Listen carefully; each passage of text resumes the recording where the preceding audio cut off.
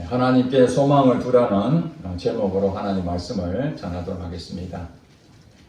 우리가 예수를 믿는다는 것이 참 복되고 귀한 일인 것이 사실입니다. 그러나 우리가 현실적으로 볼 때에 예수 믿는 것이 참 쉽지 않습니다. 때로는 우리가 양보해야 되고 희생해야 되고 손해를 감수해야 될 때가 얼마나 많이 있습니까? 또 우리가 지켜야 될 것들이 있고 또 해서는 안 될 일들도 있고, 또 세상 사람들로부터 때로는 예수 믿는다는 것 때문에 비난과 이런 것들을 감수해야 될 것이 얼마나 많은지 모릅니다. 또 우리가 말씀을 듣는 가운데에 이 말씀대로 살아야 되겠다 그런 결심을 하고 실제적으로 그렇게 애를 써보지만은 그것이 실질적으로 잘 되던가요? 말씀대로 살려고 애를 쓰고 힘을 써보지만은 번번이 넘어지고 그럴 때마다 좌절을 겪게 됩니다. 예수님 믿는다는 것이 이렇게 어려울 줄 알았으면 차라리 예수님을 안 믿을 걸 하는 그런 생각도 있습니다. 많은 사람들은 그래도 지옥은 가서는 안 되지 않겠는가? 지옥은 끔찍하다는데 내가 지옥은 가지 않아야 된다. 그렇다면은 교회에서 가르쳐주는 그 부분에서 최소한 몇 가지라도 내가 해야 안 되겠나? 아무것도 안 하면은 내가 지옥 갈 수 있으니까 그래도 예배에 출석하고 또 몇 가지 봉사도 하고 본인이 생각하는 몇 가지 기준을 정해놓고 신앙생활 하는 사람들이 참으로 많이 있습니다. 그리고 예수 믿는다는 자체가 기쁨이 없고 자유함이 없고 의무적으로 하는 경우가 얼마나 많은지 모릅니다. 직분 때문에 교회에 직분을 맡은 것 때문에 어쩔 수 없이 부득부 난 하고 싶지 않지만은 그래도 남에게 인정을 받아야 되고 그래도 교회 집사라고 하는데 교회 장로라고 하는데 내가 이 정도는 해야 되지 않겠는가? 그런 기준으로 사실은 기쁨도 없이 신앙생활 하는 사람이 너무나 많이 있습니다. 여러분들도 아마 그런 경험을 많이 했을 것입니다. 하나님 말씀을 비추어서 볼 때에 이것을 정말 살아내야 되는데 실질적으로 적용을 해야 되는데 현장 가서는 말씀이 아무 생각도 안 나고 내 고집을 내세워서 일을 망칠 때가 얼마나 많습니까? 그때마다 좌절을 겪습니다. 나는 안 되는갑다. 내가 하나님 믿는지 오래됐는데 왜 이렇게 힘이 드나? 어떤 때는 예배 드리는 것도 가고 싶지도 않고 모든 것 다 포기하고 싶은 그런 심정이 있었을 것입니다. 그런 여러분들에게 오늘 하나님께서는 지난 시간에 말씀을 준비하면서 하나님 제게 그런 마음을 주셨어요. 우리 성도들을 위로하라는 그런 마음을 주셨어요. 오늘 성경의 본문 시편 43편의 말씀은 바로 이 시편 기자가 여러분과 똑같은 그런 것을 경험하고 쓴 시입니다. 자세히 보면은 기도문 같아요. 하나님이여 나를 판단하시되 경건하지 아니한 나라에 대하여 내 송사를 변호하시며 간사하고 불의한 자에게서 나를 건지소서. 그리고 2절에 보니까 주는 나의 힘이 되신 하나님이시거늘 어찌하여 나를 버리셨나이까? 내가 어찌하여 원수의 억압으로 말미암아 슬프게 다니니까? 이런 하소연을 하는 거예요. 여러분 심정은 어떻습니까? 여러분들이 정말 하나님을 얼굴을 피해서 도망다니다시피 방탕한 생활하고 그러면은 여러분들도 굉장히 부끄럽고 수치감 느끼겠죠. 그게 정상적인 겁니다. 그러나 정말 하나님 말씀대로 살고 싶고 정말 사람하고 사랑하는 그 관계를 나누고 싶고 용서해주고 싶고 항상 기뻐하고 시즘하고 기도하고 범사에 감사하는 이 말씀이 내게 실제가 되기를 그런 마음으로 하루하루를 살아가는데 현실은 그렇지 않고 오히려 원수로부터 계속 공격을 당하고 나는 잘해주고 싶은데 상대방의 내 마음을 몰라주고 인정하지 아니하고 억울한 일을 당하고 힘든 일이 더 많이 생기는 현실을 볼 때에 오늘 2절 말씀처럼 주는 나의 힘이 되신 하나님이시거늘 어찌하여 나를 버리셨나이까? 이 고백이 예수님 고백이라고 여러분 느껴지지 않습니까? 십자가에 돌아가시는 예수님이 철저히 외면당했습니다. 혼자서 덩그러지 남겨진 그 십자가 위에서 돌아가시는데 예수님을 도우시는 성령님이 그동안에 계속해서 사역을 도와주셨는데 어찌된 영문인지 십자가상에 있는 그 예수님에게 성령님도 침묵하시고 하나님도 침묵하시는 그 상황에서 예수님께서 아버지여 어찌하여 나를 버리시나이까 하고 고백한 그 내용이 오늘 본문하고 똑같지 않습니까? 그렇기 때문에 예수님도 혼자 외롭고 배신도 당하고 제자들로 통해서 전부 다 버림당하고 때로는 군병들이 침도 뱉고 가시관에 눌려 쓰는 이런 수모를 당하는데도 하나님께서는 도와주지 않는 것처럼 그런 느껴지는 때가 있었다는 거예요. 이걸 경험했기 때문에 바로 그 예수님이 나는 죄가 없지만은 우리 모든 사람이 다 이런 과정을 겪는 것을 직접 몸으로 경험하시고 그러니 내가 네 마음을 안다는 겁니다. 하나님께서 여러분에게 말씀하십니다. 지금 여러분들이 그렇게 정말 하나님 말씀하면 살아보려고 하는데 잘 안 되는 그거 하나님이 아신다는 것입니다. 여러분, 나의 등 뒤에 누가 계신다고요? 하나님이 계신다는 사실입니다. 오늘 5절에 보니까 또 뭐라고 얘기합니까? 내 영혼아 네가 어찌하여 낙심하며 어찌하여 내 속에서 불안해하는가? 이 말씀은 42편에도 계속 반복해서 말하고 있습니다. 42편 5절에 보니까 내 영혼아 네가 어찌하여 낙심하며 어찌하여 내 속에서 불안해하는가? 너는 하나님께 소망을 두라. 그가 나타나 도우심으로 말미암아 내가 여전히 찬송하리로다. 이렇게 말하고 있죠. 또 11절에도 똑같이 반복해서 얘기하고 오늘 43편 5절에도 반복해서 똑같이 고백하고 있습니다. 3번이나 고백하고 있다는 얘기는 그만큼 절실하다는 거죠. 이 시편을 쓴 저자의 마음이 여러분 느껴지십니까? 그것이 바로 여러분의 마음으로 느껴져야 이 말씀이 여러분 것이 되는 것이에요. 이런 간절한 마음, 어떻게 말하면 너무 쉬워요. 공부를 너무 잘해가지고 하는 것마다 척척 합격을 하고 취업도 남들은 오랫동안 연습을 하고 공부를 하도 될까 말까인데 이 사람은 단 한 번만에 돼버려요. 부모님도 돈이 너무 많아요. 고위층 자녀예요.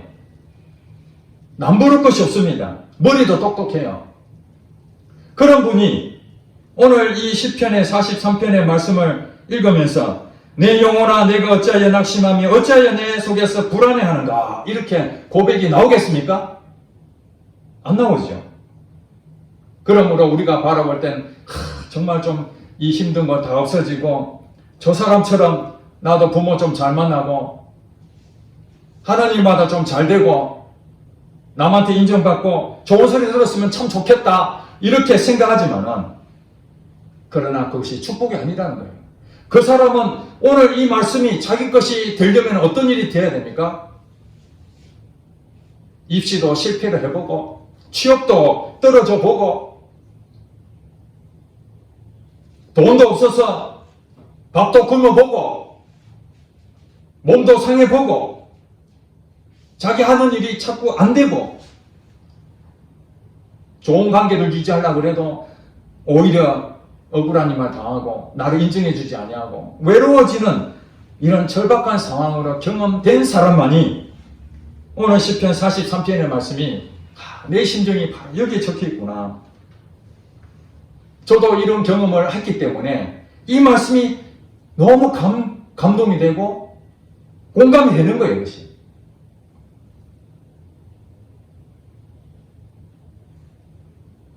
그러면서 우리에게 불안해하는가 하고 위로만 하는 것이 아니라 하나님이 눈을 들어 하늘을 보라는 거예요. 그 다음에 뭐라고 얘기합니까? 너는 하나님께 소망을 두라. 그가 나타나 도우심으로 말미암아 내 하나님을 여전히 찬송하리로다. 이것이 오늘 본문의 핵심입니다.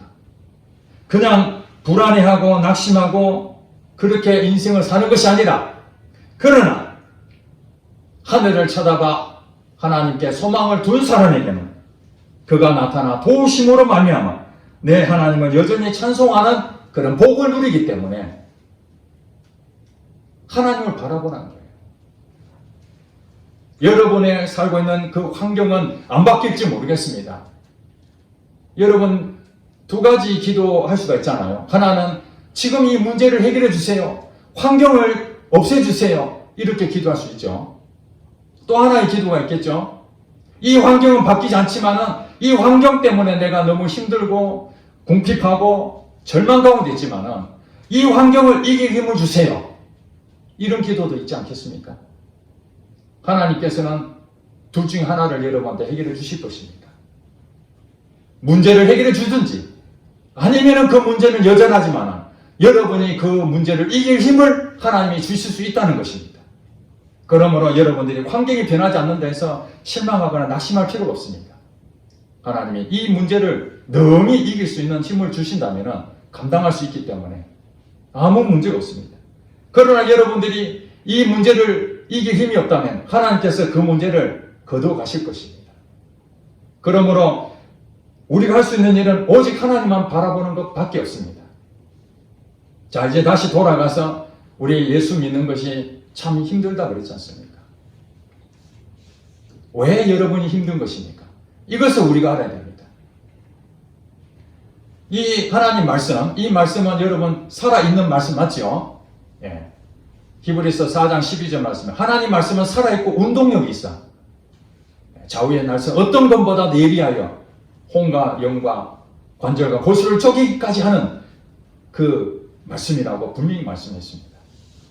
근데 이 말씀이 여러분들을 묵상하거나 또 설교를 통해서 이 말씀을 여러분에게 전달할 때에 이 말씀이 여러분들에게 살아있는 말씀으로 임해야 되는데 이 말씀을 여러분 어떻게 받아들이냐면 이 말씀대로 내가 한번 살아봐야 되겠다. 그것이 이제 여러분들에게 동기가 되어서 삶에서 한번 해보려고 애를 쓸 것입니다. 이것이 신앙생활의 시작입니다. 예수님을 믿지 않는 사람들은 이 말씀을 받지 않았기 때문에 자기 마음대로 삽니다. 자기가 결정한 대로 갑니다. 그런데 이제 신앙생활을 하려고 하는 사람들, 예수를 믿는 사람의 처음 시작점은 어떻게 되냐?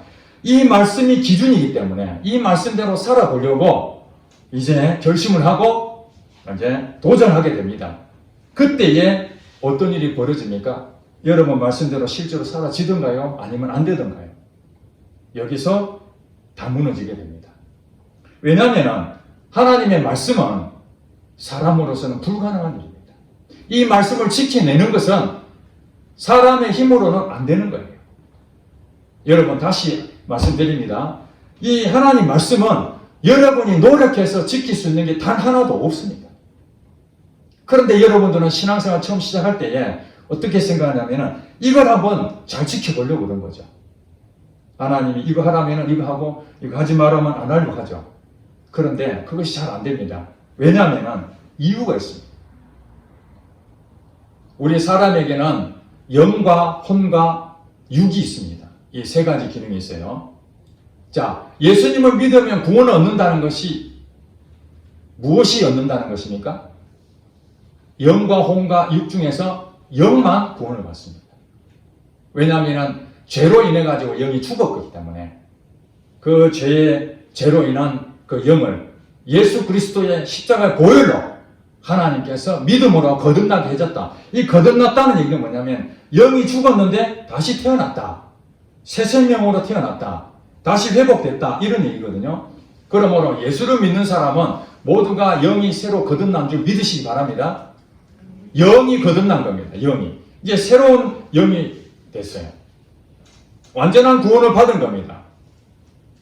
영이 구원받으려고 노력할 필요가 없다는 거예요. 여러분들이 거듭나려고 애를 쓸 필요가 없는 겁니다. 한번 예수를 믿었으면 영이 거듭났습니다. 자, 그러면은 이제 영이 완전해졌는데 그 영이 여러분의 혼과 몸을 이제는 지배를 해야 됩니다.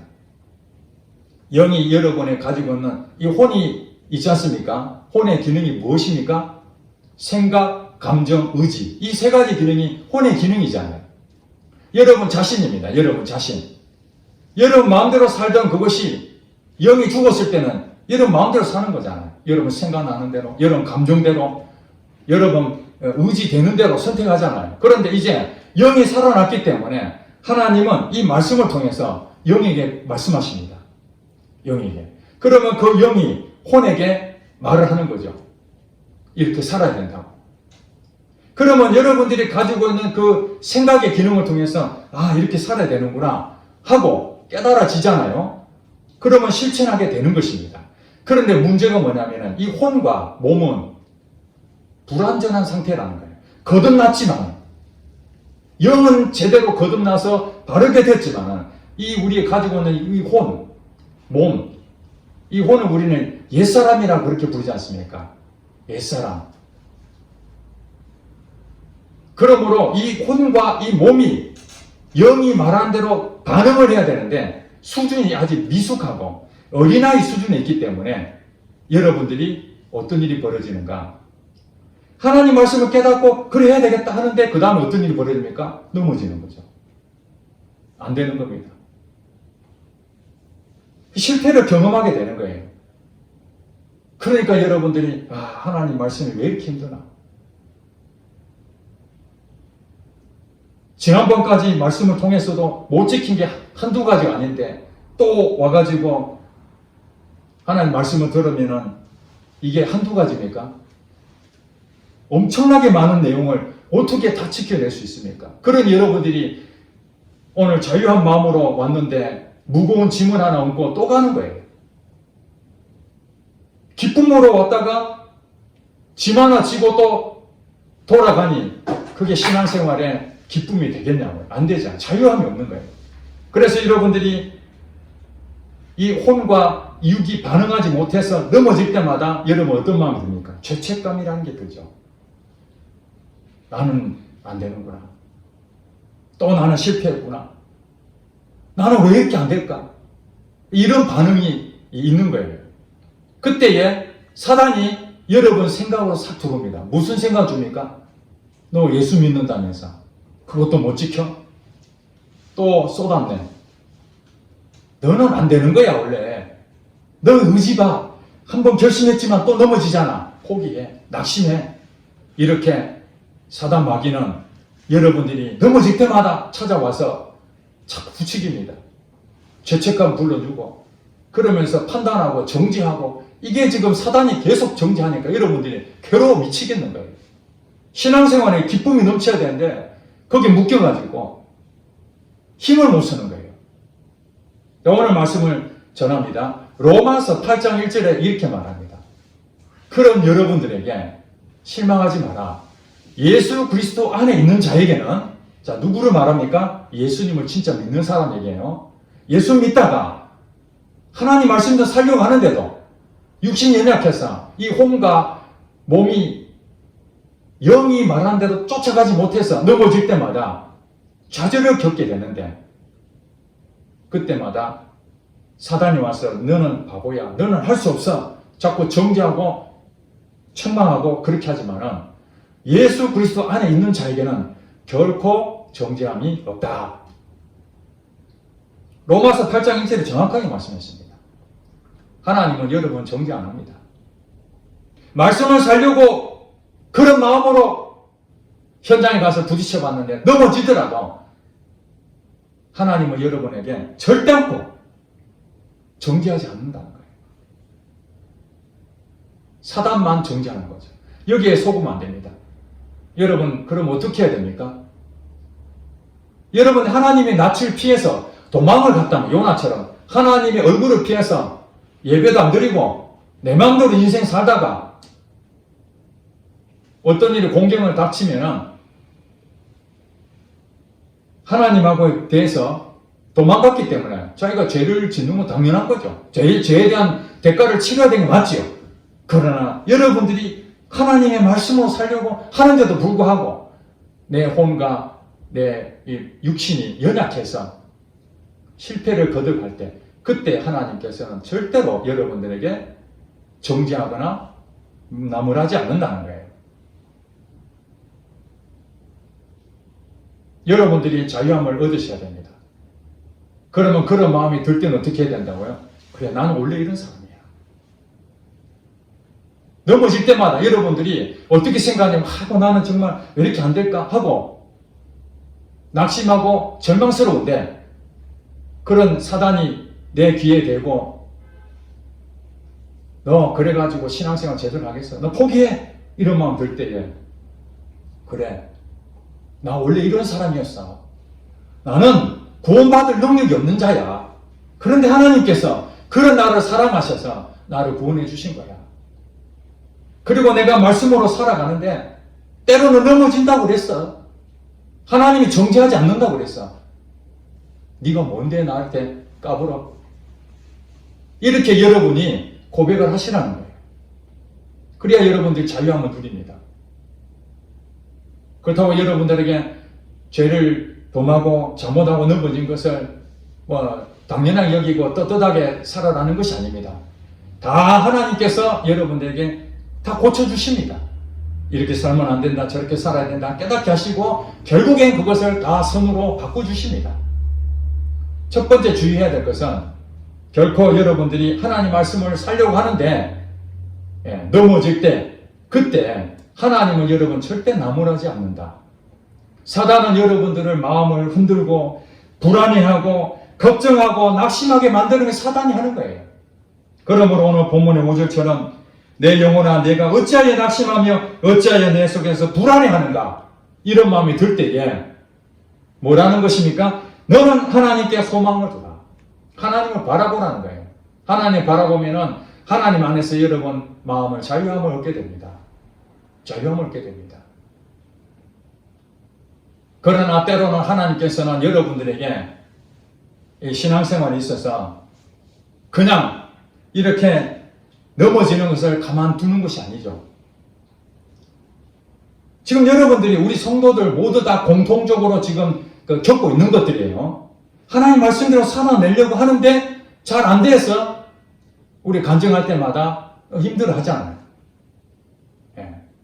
이런 것을 한번 해보려고 도전합니다 하고 갔지만은 한 달 지나고 난 다음에 다시 고백할 때 그 결심이 다 무너지고 다시 이전의 것으로 돌아가는 그런 모습들이 보이잖아요. 무언가 된 것처럼 보이는데 좀 시간 지나고 나면 다시 예전으로 돌아가는 자기 모습을 보게 되거든요. 자, 이것이 하나님은 참새 한 마리도 허락지 아니하시면 땅에 떨어지지 않는다는 이 말씀이 있습니다. 예수님이 비유로 말씀하셨죠. 그러면 여러분들이 지금 하나님 말씀을 살아내려고 하는 그 귀한 이 도전인데, 이 실패를 자꾸 경험하는 부분에서 하나님이 성공하게 만들어줄 수 있는데도 왜 자꾸 실패하게끔 허락해 주셨느냐는 것입니다. 그것이 바로 여러분들이 실패를 거듭해야 오늘 5절 말씀을 여러분이 실제로 경험할 수 있기 때문에 그렇습니다. 단번에 여러분들이 이 말씀대로 깨달아지고 바로 나가서 넘어지지 아니하고 바로 그것을 살아내면은 어떤 일이 벌어집니까? 내 영혼아 네가 어찌하여 낙심하며 어찌하여 내 속에서 불안해하는가, 이 고백이 나오지도 못하고 그 다음 고백이 뭡니까? 너는 하나님께 소망을 두라. 이 소망을 둘 수가 없어요.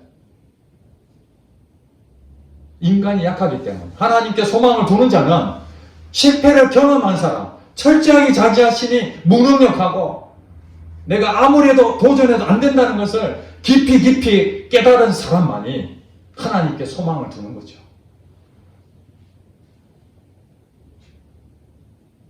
성경에 하나님께 소망을 두라. 여러분 모릅니까? 다 알잖아요. 예수를 믿어라. 모릅니까? 다 알잖아요. 모든 염려를 다 주께 맡겨라. 여러분 모릅니까? 성경 말씀 다 들었잖아요. 그런데 왜 염려가 되십니까? 세상이 편안한데 염려가 왜 되겠습니까? 염려할 거리가 너무너무 많기 때문에 염려가 되는 것이죠. 그러니까 염려가 되는 것들이 늘 반복된 것들이 일어나야 이 염려를 내 힘으로 안 되는구나.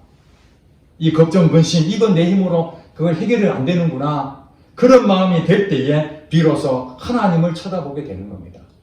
그래 하나님께서 공급해 주셔야 여러분들이 나의 공급자는 하나님이시구나. 취업의 문이 그렇게 두터워서 힘들 때에 넘어지고 도저히 두들겨도 몇 번 해도 안 됐는데 그러다가 나중에 우여곡절 끝에 취업이 됐을 때 그 감격은 어떤 마음이 되겠습니까? 단번에 딱 붙는 사람보다 여러 차례 정말 주변에서 이제는 포기해라. 자, 마지막 도전해 보겠습니다. 그래서 마지막에 도전해서 합격이 된 사람, 그 마음이 어떻습니까? 다릅니다. 똑같이 합격했지만. 우리 요한이하고 지난번에 가면서 이런 얘기 했습니다. 돈을 버는 것도, 배우자를 만나는 것도, 인생에 무엇을 하든지 하나님께 소망을 두라. 하나님만 붙잡아라. 거기에 내 마음을 모두 올인해라. 왜냐하면 우리가 이제 돈을 벌려 그러면 공부를 해야 되잖아요. 주식도 공부하려면 책도 봐야 되고, 또 사업을 하려면 사업을 위해서 또 여러 가지 공부도 해야 되고, 할 게 너무 많잖아요. 투자 하나 하는 것도 여러 가지 고민해서 투자를 해야 되는데, 그런 투자할 마음을 우리 예수 믿는 사람이니까, 하나님이 다 공급자니까 하나님께 투자를 해보라, 이런 얘기 했습니다. 그래서 요한이가, 아빠는 완벽한 것을 지금 말씀하고 있다. 부모가 자녀한테 너 공부 열심히 하면 서울대학교 갈 수 있어, 이거와 같다는 거예요. 그래서 제가 더 이상 할 말을 못했습니다. 그리고 집에 와서 곰곰이 생각했습니다. 제가 하나님께 소망을 두는 것이 최고의 투자다. 이것이 정말 서울대학교 가는 정도인가? 그렇게 생각해봤습니다. 그렇습니다. 내 힘으로 하려고 하니까 하나님께 소망을 두고 나의 모든 것을 거기에 올인하려고 하니까 힘든 것이죠. 서울대학교 가는 것이 쉽습니까? 잠 몇 시간 밖에 안 자고 남들 하던 것 좀 똑같이 하면 안 되니까 수고를 몇 배로 해서 그렇게 노력해서 머리도 똑똑해야 되고 모든 조건이 갖춰져서 서울대학교 가는 정도의 수준인데 상위 몇 %만 가는 거 아닙니까? 우리가 신앙생활을 그렇게 한다면 하나님이 오직 하나님의 말씀대로 순종하며 사는 사람들에게 상위 몇 %만 한다면 나머지 사람들은 어떻게 살아가는 것입니까? 그냥 내 마음대로 살아가는 겁니까? 아니잖아요. 지금 제가 말씀드리는 것은 완벽한 신앙생활을 해라 하는 것이 아닙니다. 하나님께 소망을 두고 살게 되면은 하나씩 여러분들이 실패했던 것들이 그 실패가 점점 줄어간다는 것입니다. 그리고 하나 얻었을 때 그 기쁨은 말로 다 없이 큽니다. 저도 처음에 공부를 하는데 성적이 잘 나오기 위해서 공부를 했습니다. 그렇게 해서 정말 만족할 만한 성적이 나오니까 너무너무 기쁜 거예요. 그 뒤부터는 그 등수를 유지하기 위해서 열심히 공부를 합니다. 그 등수 때문에. 근데 제가 공부하면서 느껴진 게 뭐냐면 그 등수 때문에 좋은 대학을 가기 위해서 공부를 했지만은 결과적으로 공부하는 재미가 생겼고, 공부를 통해서 뭔가 만족감도 생기고, 또 이 공부를 잘함으로써 주변에 인정도 받고, 이런 여러 가지 부수적인 것이 따라오더라는 거예요. 마찬가지로 우리가 히말라야 산맥에 등정하는 데에 히말라야 산맥에 그 정복을 어떻게 할 수 있느냐, 그것만 생각한다면은 여러분 뭐하러 밑에서부터 그 무거운 거 짐을 지고 그 암벽을 그 힘들게 올라가겠습니까? 그냥 헬기 타고 올라가면 되잖아요. 너무너무 쉽잖아요. 히말라야 산맥 그 정복하는 것이 무엇이 어렵습니까? 그런데도 헬기 타고 가는 사람 아무도 없고 다 밑에서부터 그 무거운 짐을 지고 한 걸음 한 걸음씩 그 고난과 힘든 과정에서 때로는 목숨을 잃을 수 있는 그런 상황에 맞닥뜨려가면서 그것과 싸워서 결국에는 히말라야 산맥 그 정상에 정복 가서 태극기를 딱 꼽는 그 순간, 여러분 헬기 타고 와서 그 태극기 꼽는 사람하고 밑에서부터 이런 과정을 거쳐서 태극기 꼽는 사람하고 똑같겠습니까? 절대 똑같지 않습니다. 하나님 말씀을 머리로 외워가지고 줄줄줄줄 얘기할 수 있습니다. 여러분들이 성경을 막 한 100독, 200독 계속 하다 보고 또 암기하면은 어떤 사람은 성경을 구약 성경을 못하고 신약 성경을 다 암기한 사람도 있습니다. 그리고 과거에 바리새인들과 율법학자들은 태어나면서부터 이 율법에 대해서 암송을 시키니까 그들은 그냥 입으로 줄줄 나오는 것이 성경 구절이었습니다. 그렇게 성경 구절을 암송하고 달달달달 읽는다 하더라도 오늘 시편 43편의 5절 말씀을 그 사람은 실제가 될 수 있느냐? 실제가 안 된다는 겁니다. 경험하지 않으면 안 되는 것입니다. 그렇기 때문에 하나님께서는 그 쉬운 방법인 헬기 타고 사마리아 그 정상을 정복하게 여러분들을 편안하게 그냥 말씀이 그냥 이루어지게 만들지 않으시고 여러분이 말씀으로 살아내려고 하는 그때마다 실패를 경험하는 이런 과정 속에서 하나님은 여러분들 힘안의 삶에 거기에 한 걸음 한 걸음씩 정상 안에서 올라가게 만들어서 결국에는 여러분들이 성경을 딱 읽었을 때 야 그때 맞지 내 인생 가운데 이런 일이 있었지 내 고백이 바로 이 시편 기자가 적어놓은 그 말씀이 바로 내 말씀이야. 다윗도 그렇게 살았구나. 나도 그렇게 살았는데 요셉도 그렇게 종살이 했는데 그 요셉의 종살이 모습을 보며 자기도 똑같이 느껴지는 것이죠. 이 기쁨은 말로 다 할 수가 없는 것입니다. 실패를 경험하지 않으면 여러분 그 성공이라는 것은 내 것이 아닙니다. 머리로 똑똑해서 내가 결심으로 이루어지는 남들보다 탁월해야만 얻어지는 것이라면 하나님이 애초에 똑똑한 사람도 뽑지 우리같이 이렇게 의지도 약하고 말씀을 해보려 하지만 잘 안되고 이런 사람 왜 뽑겠습니까? 한번 얘기하면 다 알아듣고 척척척척 해나가는 삶 해야 되겠죠. 효율적으로 말한다면 헬기 타고 정복하듯이 그렇게 하면 될 것입니다. 그럼에도 불구하고 하나님께서는 여러분 인생 가운데에 헬기를 보내지 아니하시고 무거운 짐을 여러분을 줘서 한번 밑에서부터 올라가 보라 하는 것입니다. 그러니 성도 여러분 하나님 말씀으로 지키려고 애를 쓰지만 넘어질 때마다 지금 어떤 상태라는 것입니까?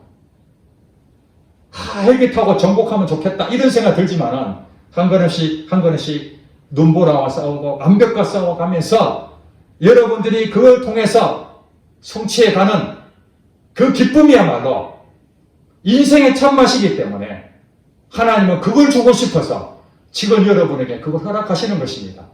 그러니 여러분들이 그것을 의무적으로 내가 어쩔 수 없이 한다 이것이 아니라 그 정복하는 그 기쁨 바로 하나님을 통해서 하나님의 주신 천국의 그 기쁨이 넘치기 때문에 예수님이 너무 좋기 때문에 오늘 이 문제에 내가 닥치더라도 아멘하고 눈을 감고 하나님 앞에 서는 겁니다. 하나님 너무 힘듭니다.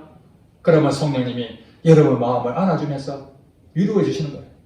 그래 정복이 얼마 안 남았다. 조금만 힘을 내라. 너 지금까지 잘해왔어. 넘어졌지만은 다시 일어서면 돼. 어제까지는 실패했지만은 오늘 다시 나를 믿고 내게 소망을 두고 한 걸음씩만 가봐.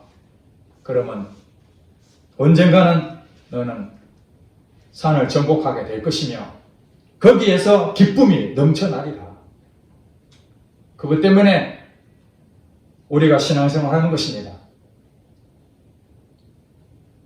그래서 신앙생활이 어렵게 보이는 것입니다.